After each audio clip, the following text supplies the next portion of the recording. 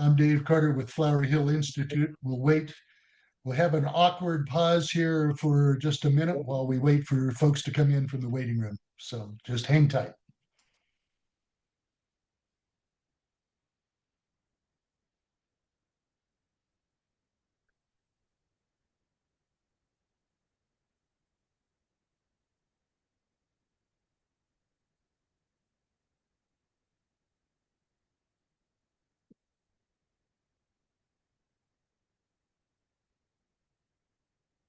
All right. Well, we'll go ahead and get started. I know we'll have some other folks joining us.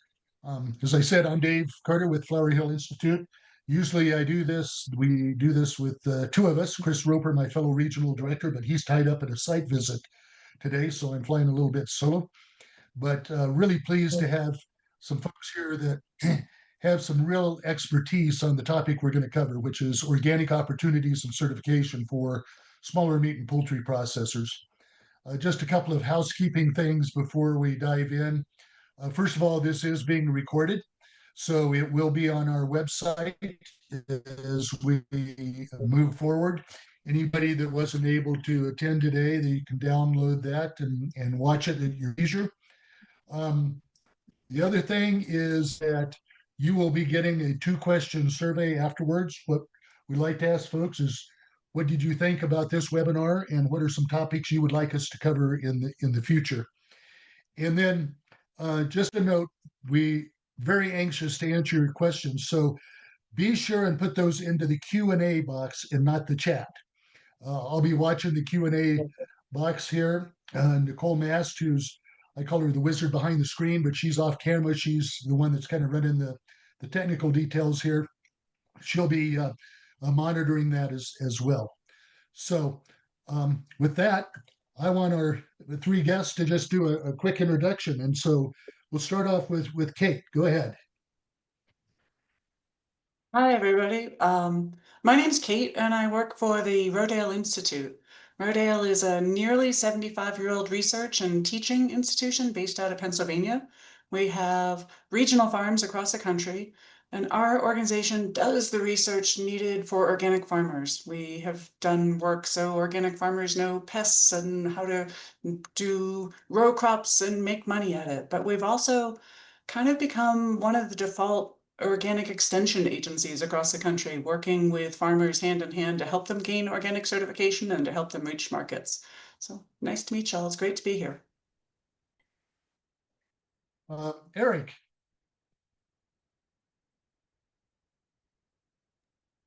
Good morning and good afternoon, I guess, depending where you are. My name is Eric Gutknecht. I'm the CEO and founder of Charcut Nouveau Organic Sausage. Some people know us as Continental Sausage, our old name. We are a 55-year-old company based here in Denver, Colorado. We produce mostly organic sausage. Majority of that is actually regenerative organic certified product here in Denver. We've been organic since 2016 or 17, I believe, for quite a long time. And we've been certified regenerative since August of 2024.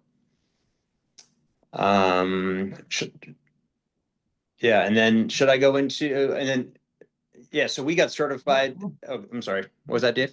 I'll circle back. Yeah, we'll circle Okay. back with that, Eric. Yep. Okay. I was just going to let people know, yeah, that you're fresh off of your honeymoon too. So we really appreciate you joining us. So, JJ, round it out. Good day, everyone. My name is JJ Mack. I am the Senior Quality Assurance Specialist with Oregon Tilth Certified Organic. Oregon Tilth has been around for 50 years, offering certification to the USDA organic standard since its inception. We also offer certification services to the EU organic standard, the Mexican organic standard, and several other similar standards. I have been involved with Oregon Tilth for about a decade as an organic inspector, as a certification officer. I've also have experience as a farmer on small vegetable and livestock farms. So I have experience here in this world of livestock processing as both a producer and a certifier. And I'm looking forward to getting into the details of what that involves with respect to organic regulation with everyone here. Great. Thank you, JJ. So Kate, I'm going to start off with you because you and I have been on a few sessions together through the year here talking about the transition to organic program.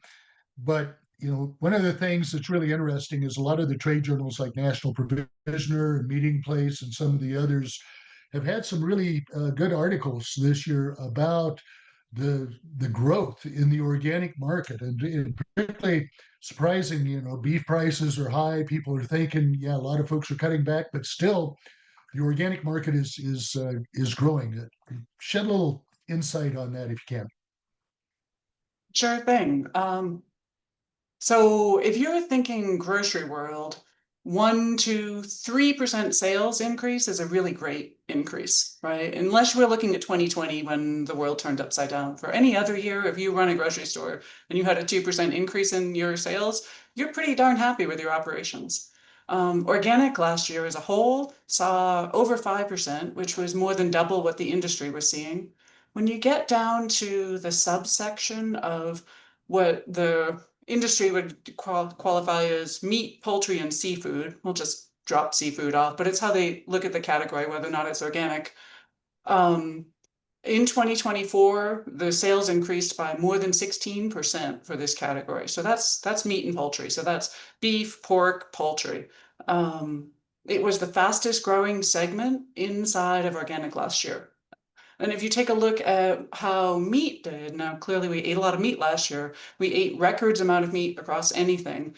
But if you looked at, say, beef sales, let me make sure I get my number right. Hang on. I want to make sure I get the exact right number. So beef in the US sales grew last year by 5.1%, chicken at 3, and pork by 1.2. I can't break down the numbers inside of that beef, chicken, and pork number because we don't purchase the data, but I can tell you that 16% dwarfs any of those other numbers and how you break it down.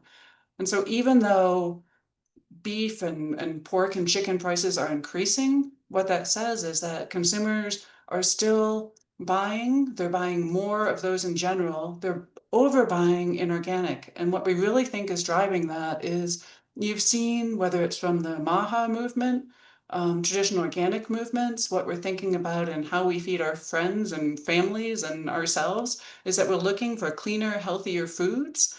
And protein is still on a wild kick, right? I saw yesterday in the supermarket the Kardashian popcorn with protein. I was afraid to turn it over to see what put protein into popcorn, but it's there. So we're still looking for more and more products with protein. And clearly, when Americans think about protein, we think about meat and poultry. And so those products we're increasingly purchasing, and we're increasingly looking for those under organic certification. So your takeaway is that in general, we're buying more meat and poultry in the United States, but what we're buying in organic certified in those is more than 3x of what the industry rate is growing at. There. Is that about what you need, Dave? Right. That's what I needed. Yeah, that really helps set the table. Um, so Eric, you're about a decade into your organic journey. So yeah, fill us in a little bit on, what made you decide to go organic and what have you learned over the past decade? Well, it actually started a little bit before that. So in 2003, we converted to natural, meaning, minimally processed and whatever. And then we found that a lot of folks didn't understand what natural meant, all natural. It's kind of a vague terminology, and you can do whatever you want with that name on your label. So we always sought out products that didn't have antibiotics, didn't have hormones, were non-GMO, were raised the right way, and where the land is also treated the right way too. So we felt like the transition to organic was a must for us, so that therefore our families, the customers, whoever bought our products didn't have to worry about what was in their product, how the animals were treated, and et cetera. So we decided that transitioning to organic was a must. It took us a couple of years to transition, but we felt like that's opened so many doors. And when we went through the process, we teamed up with Oregon Tilth. I didn't know JJ at the time, but but we loved our experience with them, and it took us, like I said, maybe a year or two to get certified organic, but that's really opened a lot of doors for us. You you've seen some things through the years, and I know you've got some insight into some trends as well. What are some of the things you're seeing? Yeah, so I mean, with the organic, honestly, it's become harder and harder to source some of the organic proteins, especially on the beef side.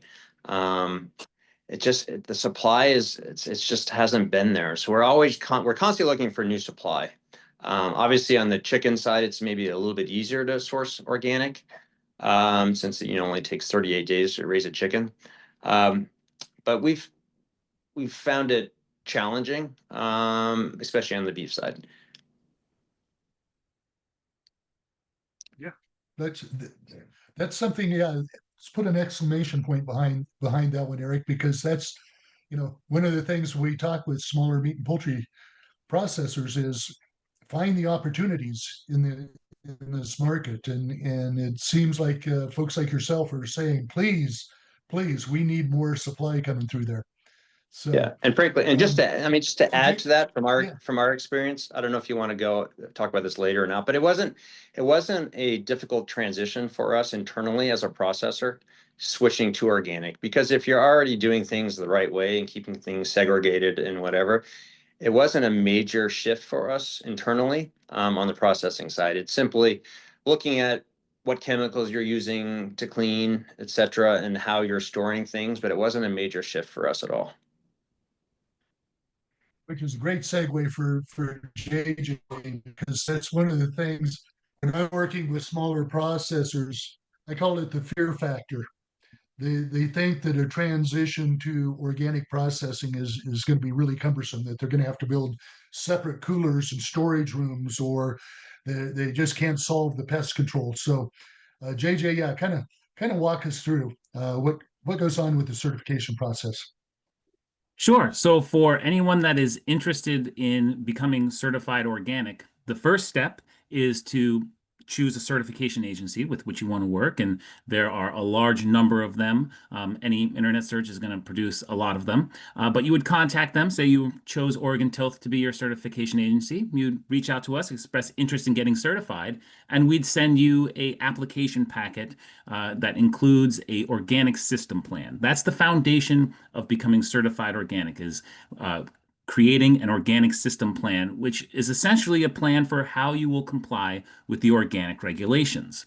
That may seem like an intimidating thing to do, but every certification agency, including Oregon Tilth, tries to make it as user-friendly as possible. We have forms that ask very specific questions that are fairly simple to answer, but will show what practices you're going to use to ensure that you maintain the organic integrity of your products and the organic identity. That's essentially what everything comes down to: is can we be sure that the item you are processing as organic is in fact organic, and that you are maintaining its organic status throughout the time you have it. So you write up this plan, and it does include things like cleaning and sanitation and pest management, but you don't have to create a separate facility. You don't have to have a dedicated organic room. We have many, many operations that handle both organic and non-organic that we certify. Many operations for whom organic is just a small piece of what they do, a growing piece, but they'll do it once a week or once every other week. And all that requires is that you have a plan in place for appropriate cleaning and other control measures, so that when you're running organic, it's only organic that is going to be touching any of that equipment or out on the line. And there's no risk of something that's non-organic getting mixed in there. Pest control is something else that's included in your organic system plan, but the organic regulations for handlers build in some wiggle room with respect to food safety and keeping a clean sanitary work environment. So there's an expectation that you take non-chemical means of trying to manage pests first, physical cleanliness, those sorts of biological controls. And then there are a list of organic compliant pest management inputs that you would be expected to try to use. But in the end, if you have a pest issue that can't be controlled through any of those measures, you're allowed to use whatever you need to bring those pests into line, so long as you are making sure that whatever you're doing doesn't impact the organic status of the products you're handling. So all of these things will be covered in the organic system plan, which you would submit to the certifier. They would review it and say whether or not it looks like you are able to operate in compliance with the organic regulations. You will then have a on-site inspection. An organic inspector will come to your facility, take a look around, ask you some questions, and mostly what they're looking to do is verify that the plan you've developed is appropriate for your operation and that it looks like it will, in fact, ensure the organic integrity of the products you handle. You are then given organic certification and you're ready to produce organically.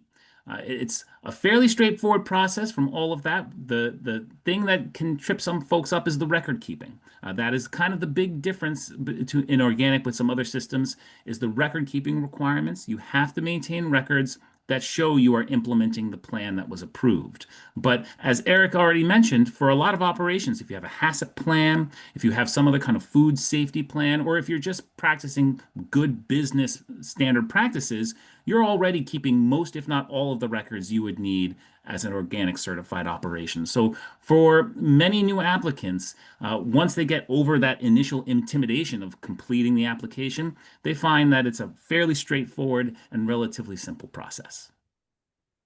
I like to tell people that if you've got a good HACCP plan, you're 93% of the way to your organic systems plan. Is that correct? Absolutely. If you have an allergen control plan, it's similar to that as well. Organic is, you can consider it like an allergen. It needs to be kept separate. It needs to be kept labeled.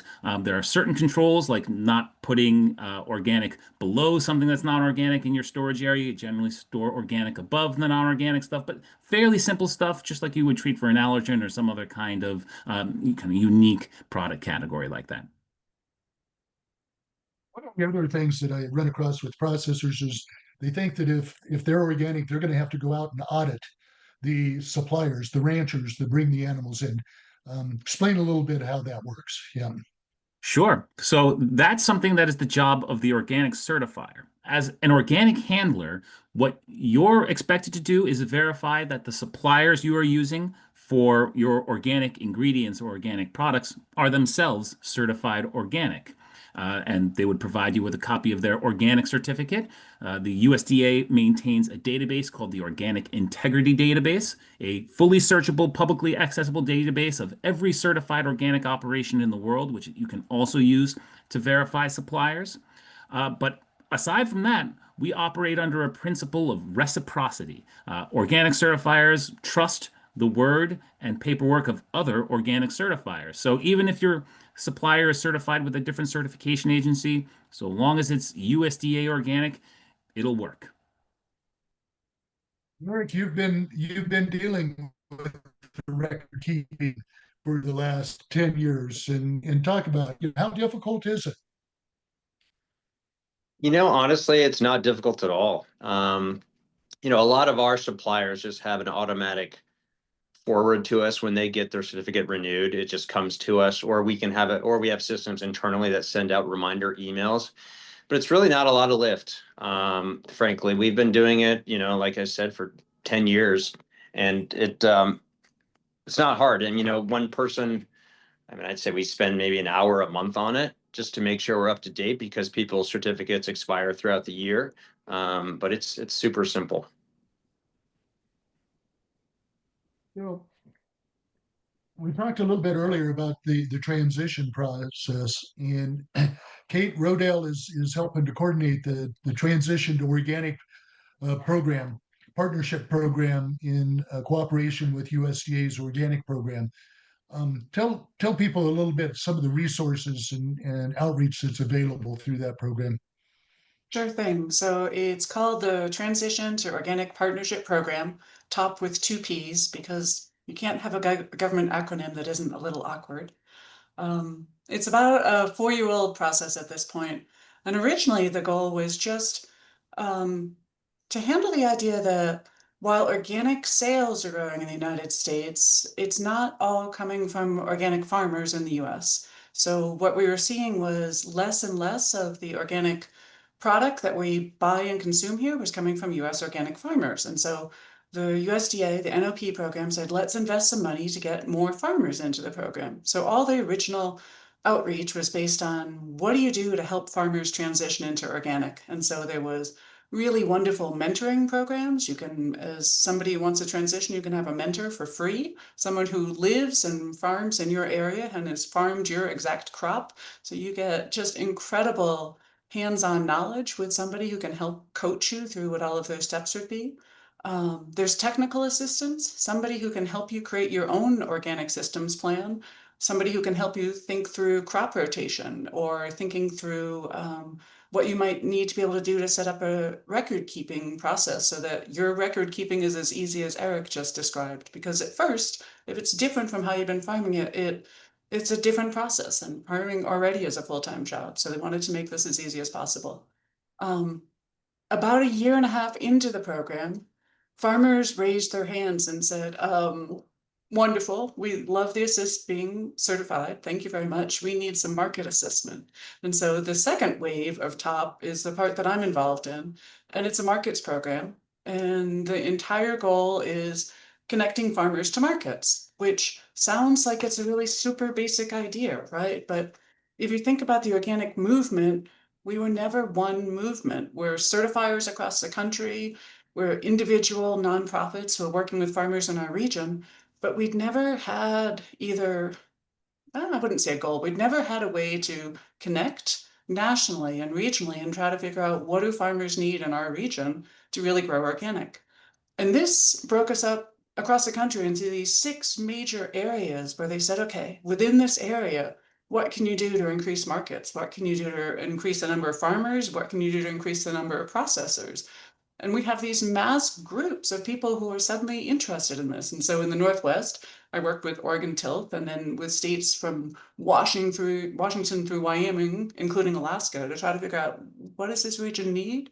What does it need on the farmer level, the processor level? What does it need for markets? And we've created, just last year, we had nearly 30 market events. And a market event could be a field walk where you're both learning how to grow something on the ground, and we've invited buyers from that area so that local farmers can meet buyers who are interested in that and hear from those buyers directly. What are the trends? What do they need? What are they looking for? And then we turn around and make sure that every farmer who expressed any interest in that has that information on how to reach those buyers.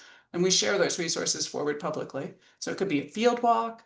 We invited Dave in to give some workshops. So like we're talking here, meat processing as organic compared to non-organic isn't that different, but there's probably not a meat processor in the world who would have told you that before they heard from Dave.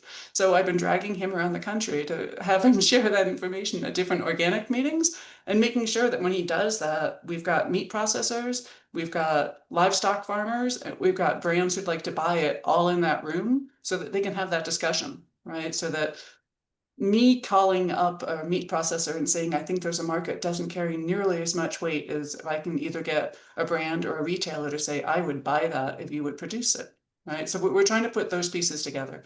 Last year we had almost 30 on the schedule. I think we're going to hit, I don't know, at least 50% more than that this year. All the resources that are created through this group are existing in organictransition.org. And as soon as I stop talking, I'll put that address in the chat so that anybody can research it. You can look and see there's videos, there's handouts, there's buyers lists, there's trends lists. It's a pretty robust tool that just nationally never existed. You might have been able to Google and find some of these things, but finding buyer contacts and what they buy was really, really challenging. So we're trying to just make all of that more visible. You mentioned the farmers there, but meat processors can, yeah, be a part Meat of that program as processors, well. millers. We did a amazing meeting in Wyoming last year. There's a new organic gluten-free mill coming online in Montana. So what did that mill need? It needed to know every farmer who grew gluten-free grains and pulses within the area who might need their services, right? So it gave them an ability to talk and tell their own story. We followed up and made sure that that mill had contact for every single farm within whatever was reasonable trucking distance to them. And then we turned around and made sure that every farm who was in that distance knew that this new mill had come online, especially with the tariff situation where lots of these gluten-free oats especially used to have all their processing done in Canada, which seemed like a really risky business model for them all of a sudden, right? So introducing them to a new mill kept several of them open in a way that it might not have, right? They might have not grown oats this year, and clearly we eat a lot of gluten-free organic oats. So we do that across every single ingredient that's grown, and we're trying to hit every kind of different processing that's out there. And Eric, I'm going to throw it back to you because you talked about, yeah, the difficulty in the supply and the shortage. And in order to produce your products right now, I mean, where are you having to source, particularly your beef and your some of your other proteins? Well, currently, I mean, sourcing is a huge challenge, especially on the beef side. We're not only organic, but we're certified regenerative organic, and the supply on that is challenging. It's probably about 2 or 3 years ago, there was a large organic co-op that actually went out of business. It was owned by a large corporate company out there. And for whatever reason, they just closed their doors from one day to the other. So that really put a lot of pressure on the beef supply, organic beef supply in the US. So we've been kind of scrambling ever since. Currently, we're sourcing, from two places. One is Australia, because they have a very solid regenerative organic system down there, and we've had a great supplier. There's also a few people out of California. But that's really about all we can find at the moment as far as organic, let alone regenerative organic. It's of course easier, like I mentioned before, on the chicken side. There's a couple more chicken processors out there that are organic. There's also, a couple large conglomerates that own chicken farms, which are not quite as easy to deal with. But there's just not a lot out there. You kind of are kind of stuck with what's available, frankly. So it's been a challenge. We do a little bit of pork. There's also not a lot of organic pork out there. There used to be kind of 2 or 3 big players. One of them is selling, and they all kind of source from the same people. So there's not a lot out there. I wish there was more, frankly, because our organic brand is growing at such a huge rate year over year. So we would love access to more. One quick example on some of the growth that we've seen through organic is our beef products that are certified regenerative organic have actually all grown year over year between 40 and 50%. So people out there are looking for it. I wish there was more access to it, so we're not kind of stuck purchasing from the 1 or 2 people that are out there. There just needs to be a few more options. No, you mentioned regenerative organic a couple of times. Explain there's organic and then regenerative organic. Explain a little bit the difference or sort of the stair step on that. Yeah, so what that means, and a lot of ranchers are already practicing regenerative agriculture, and what that really means is number one, you're trying to return the soil to its natural state by rotating animals through the pasture and also rotating crops, and by really just not disturbing the soil by over-tilling and let it naturally do its thing with the microbiomes and the constantly rotating the crops. There's also, for regenerative organic, there's a social welfare component, meaning that all of the ranchers and farmers are earning a livable wage and treated fairly. So that's a big part too. We found when we go out there and we're talking to ranchers who are already organic, it's not a big leap for them to be certified regenerative organic. It's just it's some more paperwork, but it's not a huge lift. So that's a big thing. People really want to, figure out how to combat climate change and return the soil to its natural state. So we're all in on regenerative organic.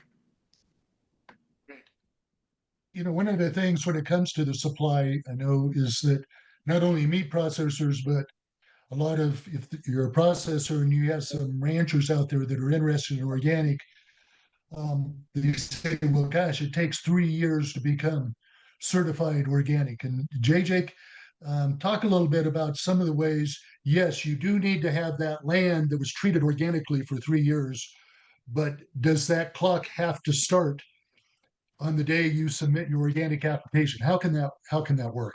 Yeah, that's a great question, and I think we should look at transitioning to organic in a couple of different perspectives. On the farm side of thing, on the ranch side of things, yes, in order for farmland or pasture land, rangeland to be certified organic, it must be free from any application of a prohibited material like glyphosate or another herbicide or pesticide that is prohibited under the organic regulations.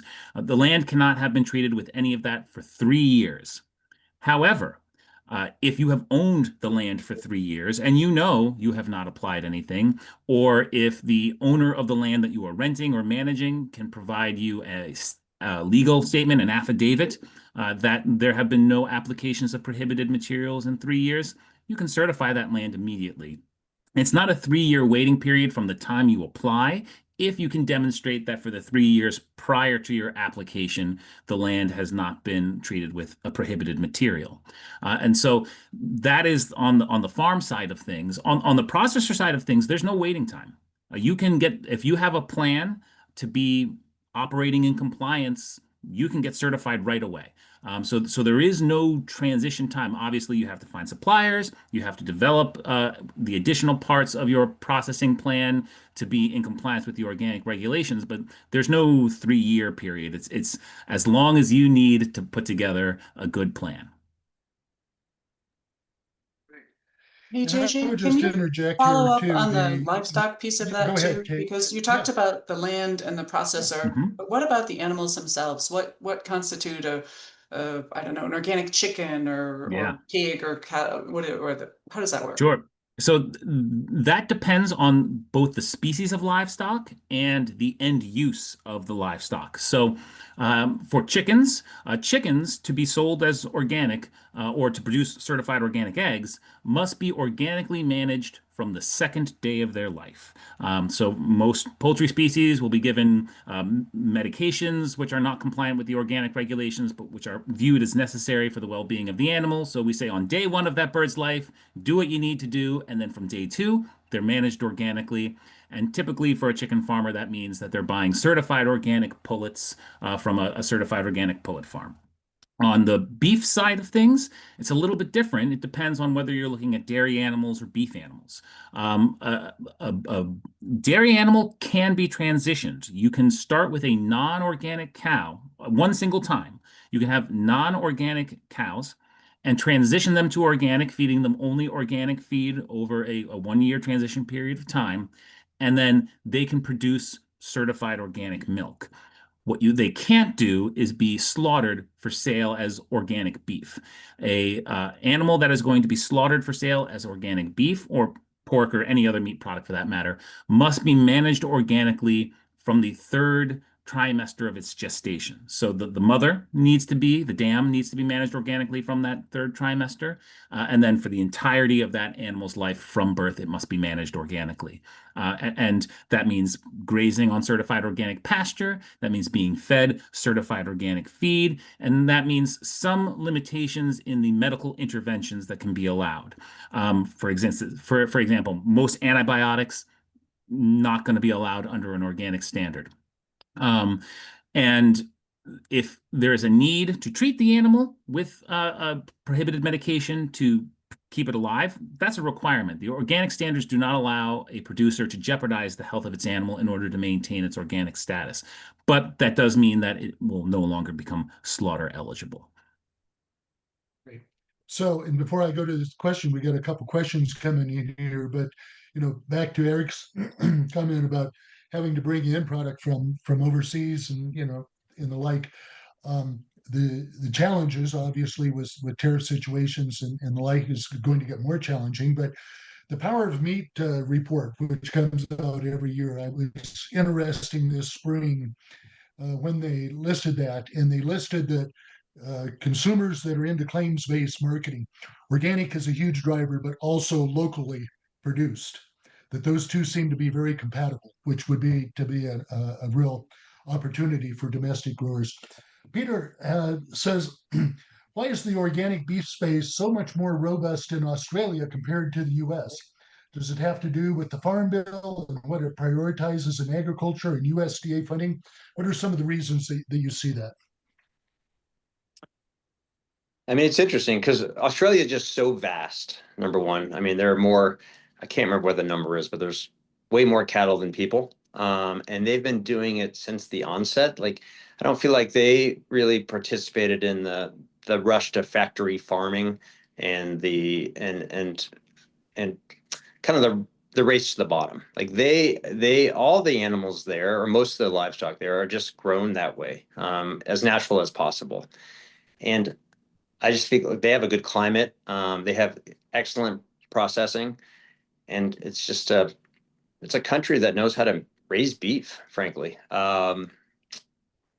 So yeah, that's I kind of would how we say, feel. yeah, one thought for Australia is massive grasslands without a winter, right? So they have 100%. Yeah. Yeah. continual grass-fed availability, and I think the number that I've come up with is something like less than 40% of their cattle that are raised for export in Australia are ever finished on grains. It's all just grass-fed, grass-finished, and so what that means is they've been able to capture a really high demand market because it's what consumers are asking for and it's what their year-round grass feeding has made available. I tried to always see if there was some kind of governmental thing that we're not doing or they are doing. The only thing I can find at all, and one of you may know better, is that Australia has done a good job investing in roads for all of these really far removed ranches, right? So, if you imagine the scale of um, Australia, I live in Nevada. We have some pretty long dirt roads. Australia's paved the roads out to the ranchers, meaning it's just that much easier to get those cattle over to where they're going to be processed, less stress for the animals, and a healthier animal at the get-go. I Yeah. imagine it's probably the case within Wyoming, where you've got that same kind of risk, or Montana, or some of these vast rural states. I'm not sure we have a lot of pavement in our states. Well, and I would just, yeah, one of the things too, you talked about, yeah, land without winter.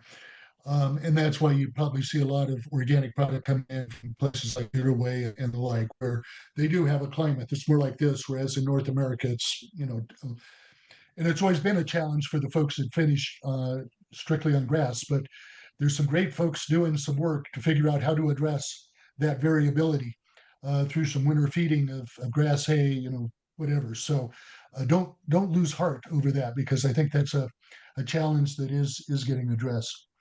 Um, Mahal says, Eric, in your market or in Colorado, is there an organic cattle market?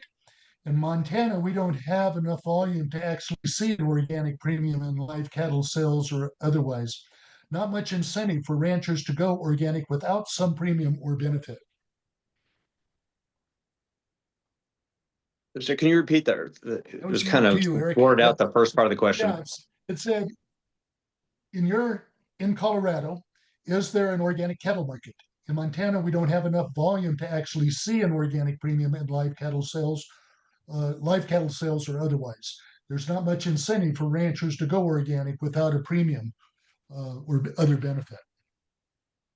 I mean, I'd say I mean, there's a market here for sure. I mean, we're in the market to buy all the time, frankly, and there's other people like us who are looking to buy organic cattle. There's enough that we have two processors currently here in Colorado that are certified organic for on the slaughter and the processing side. Actually, on the slaughter side, there's two big ones, one small one, and then there's a few further processors that prepare, the animals for us. But I'd say there's a significant market for organic cattle, especially now. I wish we could buy local. Like I would love to do that all day long, and I know our customers would like that too. We're going to have your contact information at the end, Eric, so you may get flooded with some phone calls here, but that's a good thing. Yep. um, we talked when we were visiting the other day preparing for this that um, a lot of the organic market starting out is direct to consumer. Um, and you've looked a little bit at that, Kate, but yeah, talk a little bit about the opportunities on the direct to market, direct to consumer, and then what are some thoughts on how we can help organic ranchers, organic processors get together and access a larger market, be it retail or food service?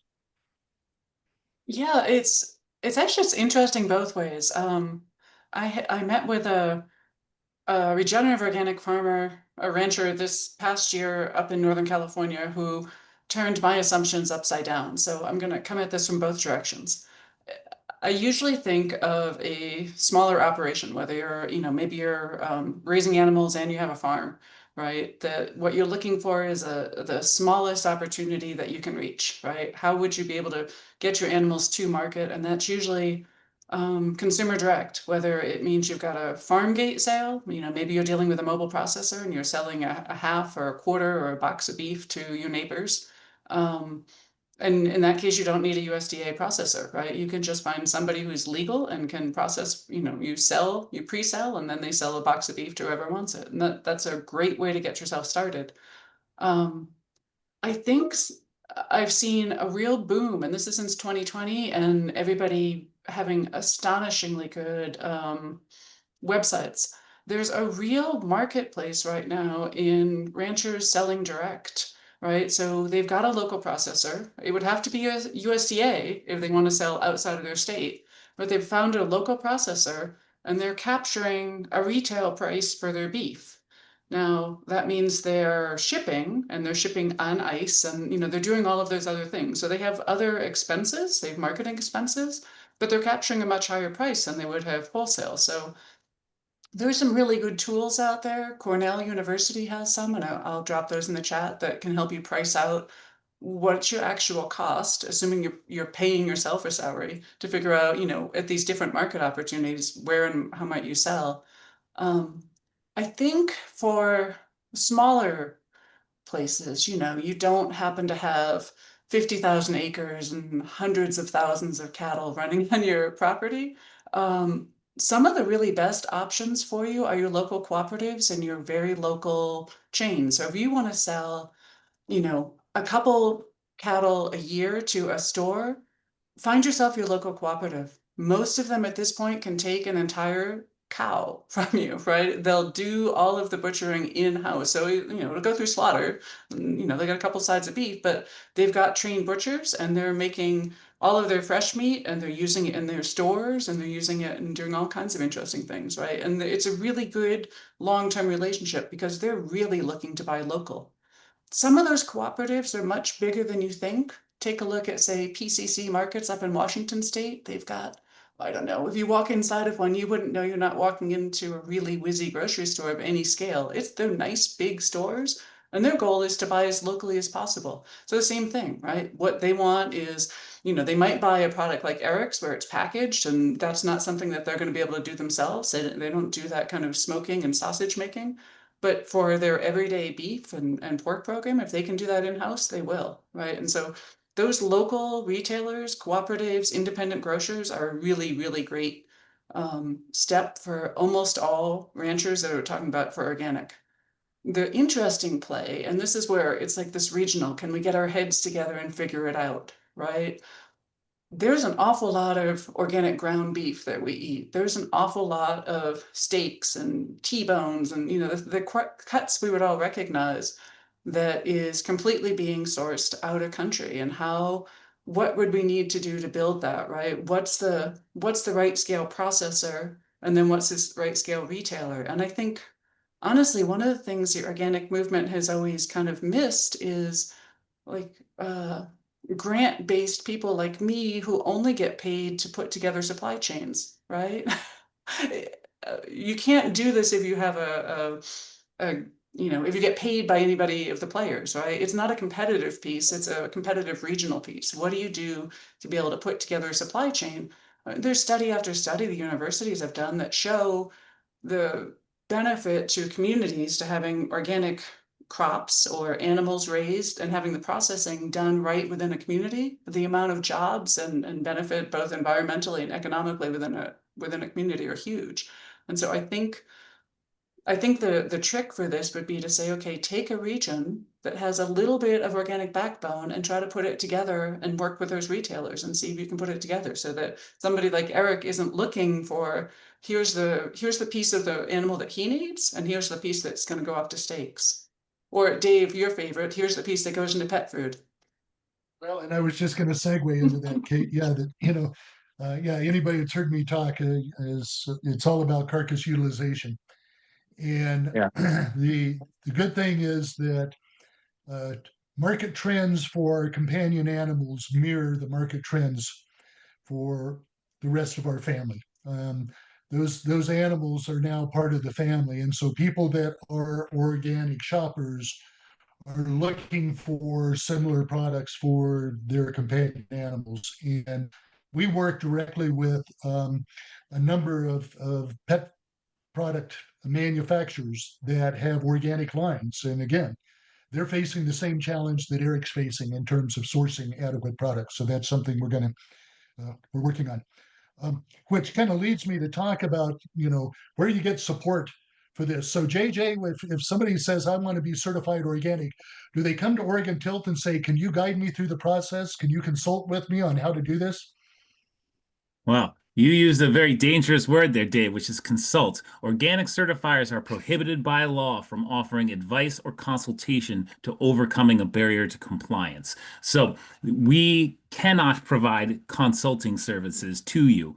What we can provide, though, is assistance in the completion of the forms and other technical assistance. So no one is going to submit an application to an organic certifier and be completely on their own. It is in everybody's interest to ensure that if you are able to comply, that you can navigate the certification process successfully. At Oregon Tilth, we have client certification specialists that work with applicants to ensure that their paperwork is filled out correctly and completely, to answer questions about how things are supposed to be done. What we can't do is say, oh, well, you just need to implement this practice or buy from this particular company. That is a kind of consulting that we are not allowed to do. But there will always be assistance given to applicants to ensure that they are able to successfully complete that application process. Whether or not you are able to comply with the regulations is more on you. But again, certifiers can tell you what the regulations say. They can interpret that regulation language into regular English for you as well to make sure you understand what the requirements of being certified organic are. We just can't tell you we can tell you what the rules are. We just can't tell you what you specifically should do to meet those rules. Yeah, and just to add something to that, Yeah. what we found is, some of the states have great resources through their ag departments. So I would say first start with your state and see if they have a program or resources that you can utilize. And then to add one more thing to kind of what Kate said, which is great about the co-ops, is there are two big co-ops. There's quite a few, but groups of co-ops, buying groups. One is called NCG and one is called Infra. I would recommend going to their websites, finding a store near you and going talk to them about, hey, how can I sell my organic product to you? And they'll know exactly where it needs to go to be processed, what has to be done to it, and then how they receive it. So I would start with that and find a home, and then go in for the organic. I think there's so two questions here. What resources are there? The top website that I dropped out there before has free mentorship, free technical assistance, and things that are already posted. So if you had a specific question, maybe it's just as fast as looking at a sheet or a webinar out there. And I just posted one for oats, which is the Organic Agronomy Training Series. They make their videos far more fun than anybody else's. If you have to learn how to go and get something certified, I would start with them because they know that some of these standards can be rather dry. And so they try to do it with humor, and it's led by farmers. They do a good job of it. On the Oh, I'm other, sorry.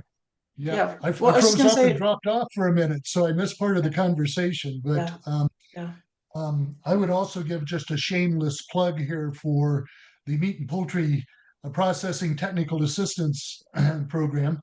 We're available to help out with the process. I actually did a 5-year stint on the USDA's National Organic Standards Board at the time that the standards came into place, and have worked with a number of processors through the years. So, that's one of the things we would love to do is work with processors to say, what is the process to help you become certified organic?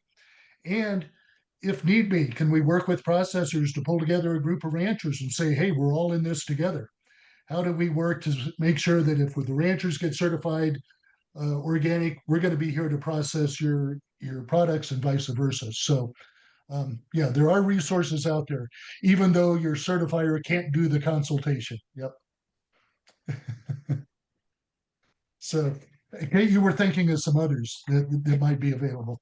Well, I was just going to follow up on what Eric said. We did a webinar that's posted on the organictransition.org site on how to sell meat to a retailer. And we had a buyer from PCC markets, a buyer from a NCG market down in the Southeast. We had somebody actually from Eric's company talking about how you might, don't forget about the value add side, right? What is it that you need? And they had some really concrete tips, like even if you're raising cattle, you need a brand, right? You need something that retailer can tell about you. You need a story of your operation and why are you doing what you do and what are you located and what's the name of your company. So there were some really good concrete tips on how to get yourself ready to have that meeting with your local co-op, right? And so I think we've all been thinking about how to make this most successful for farmers. And then I would say at the end of this, you're going to get my email address. If you lost all of those connections, just ping me and I'm happy to connect you what those are or talk you through what those steps would be, right? Our goal is to get you connected to a buyer, right? That's, if we can't build the system, Eric's never going to get the beef and pork that he needs. That's my goal. Well, and you mentioned NCG, yeah, which stands for National Cooperative Grocers Association.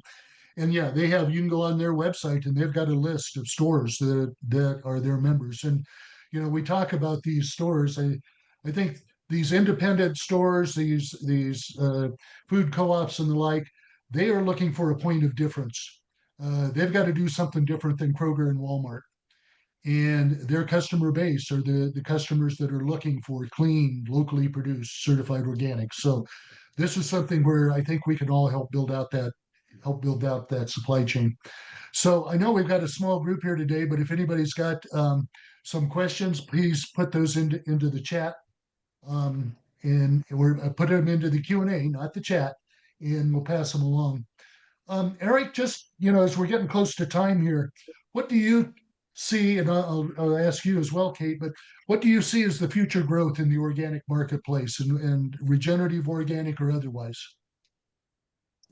I mean, I do think, organic is definitely going to grow. I think people, as we have an aging population, we have a more health conscious population. Both the older folks and the younger folks are learning about organic and the benefits of eating clean. I think regenerative is going to maybe even outpace the organic growth because, it's a new buzzword out there. People are learning what it means and people are concerned about the environment. I just think, sky's the limit on the growth. And we're all in on it. I know a lot of other people are all in on it. I know some of the big social media influencers are all in on it. So it's growing at an enormous pace. Just hoping the supply can keep up. What do you see? I think I would call them organic plus seals are really interesting. So regenerative organic certified, real organic.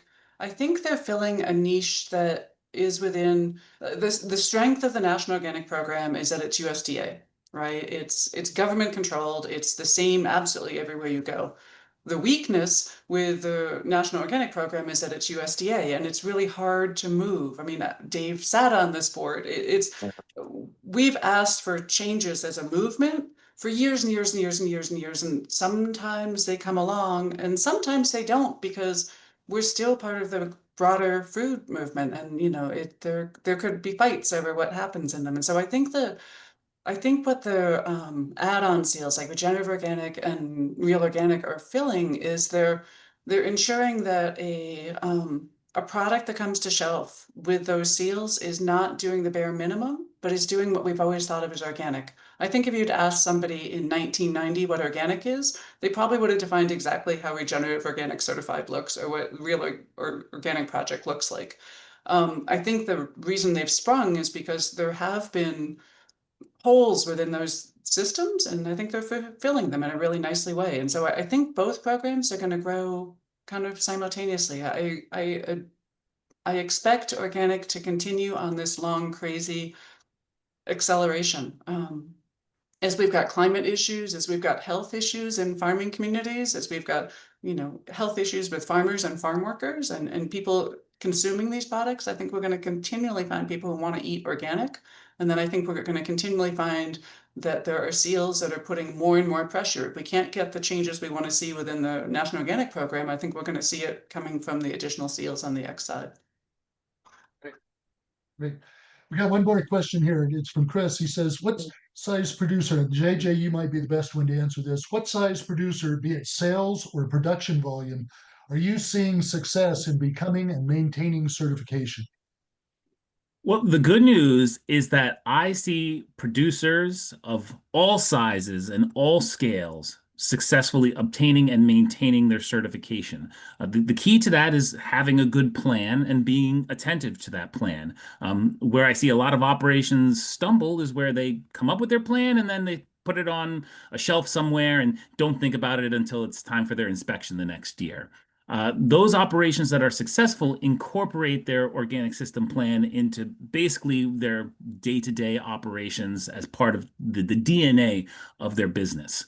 And for many operations, large or small, incorporating those practices helps the business as a whole. As an inspector, I would very frequently audit somebody for the first time, provide them with some critical observations of where their operation could use some improvements, and then the next year go back expecting to find a less than warm welcome because I was a little bit critical the last time, and instead being greeted with thanks and gratitude because the flaws I pointed out in their organic system represented flaws in their business as a whole. And by addressing those, they improved the overall success of their business operations. So it really comes down to a lot of the factors that Eric and Kate have talked about as well, as identifying what the right market opportunity for you is. Is it direct sales to your consumers in your area? Is it regional markets like co-ops or local chains? Or is it something that's more national? And that's going to depend on a lot of structural factors. I mean, this didn't get fully addressed with the question about Australia, but I think one of the big differences there are structural things.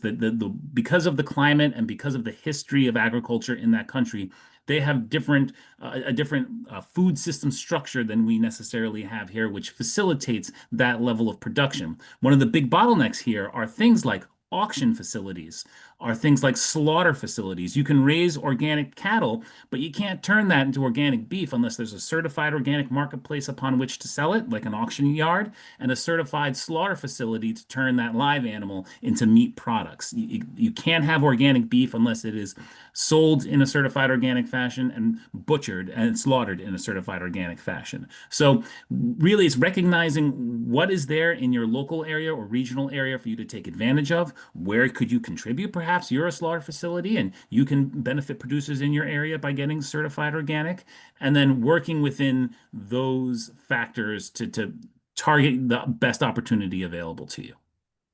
Very quickly, JJ, because we talked about this earlier, but some of the folks on the ranching side are saying, well, gosh, if I go organic, my neighbor upwind for me is still spraying all kind of chemicals. Yes. Is that going to keep me from being organic? And just talk about that very quickly. Sure.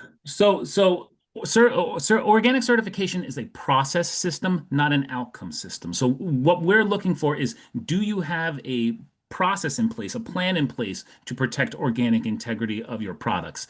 It doesn't have to do with what your neighbor does. If your neighbor is spraying, we have to account for that. And on the farm side, that means incorporating a buffer or putting in some kind of shield crop to prevent accidental drift. And if drift happens, notifying your certifier, but that doesn't limit you in your ability to produce organically. It just means you have to incorporate some additional precautions into your operation. Great. Appreciate that. And we're right at the top of the hour, so we'll go around here real quick. Nicole's going to put up the contact slide here. And I put some QR codes on there so you can access the websites of the folks that are there. But let's start off. JJ, you're still on camera. So yeah, any closing thoughts you have? Sure. I would just encourage anyone who is interested in exploring becoming certified organic as a way of growing your business to reach out to certifiers that operate in your area, to reach out to, like Eric said, your local university extension offices. They can often provide great services, or to one of the great organizations that Kate has referenced. There's a lot of resources out there to help you get certified and stay certified and thrive certified. Great. Kate? Thanks, Dave and JJ and Eric. I think I echo what you say in a lot of ways. And then the other is you've got my contact info here. If you are a rancher or a processor, a brand, a retailer, and you're interested in organic meat, I'd love to talk to you. I want to know what your holdups are. I want to know what you see. And if there's somebody there today that I can solve your problem with, I'll do it right away. And if there's something where you go into my how do I get this solved file, I'll let you know so that we can figure out, like, how do we figure this out within your region? Great. Eric, bring us home here. Yeah.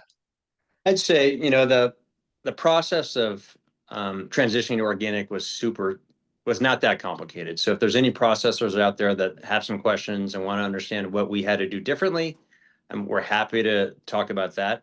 And for folks that, are looking for what do I do with my organic, like once I get certified organic, what can I do with that animal? Where can I go to get slaughtered or processed? Also happy to help with any of that.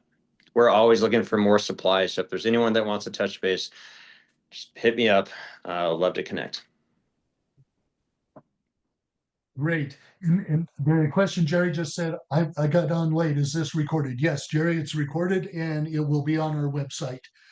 Probably Nicole does a great job of getting it up in our online toolkit within about 24 hours. So, and we'll probably be putting together an FAQ document to go along with it because we've covered a lot of nuts and bolts here. Also on the contact slide, you'll see there's a QR code that will take you. We have developed some resources, particularly for processors, one of them being organic pest control procedures for meat and poultry processors, another one just being the certification process. So reach out to anyone that has been on this program today. And I want to thank JJ, Kate, and Eric. You guys have given us a ton of information this afternoon. So a lot of stuff that we can take out to the countryside. So thank you for being with us. And thanks for the folks that were on here today. I hope everybody has a great afternoon. So take care. Thanks, Dave. Thanks, Dave. Thanks, all. Thank you, Dave. Thank you, everyone. Thank you, everybody.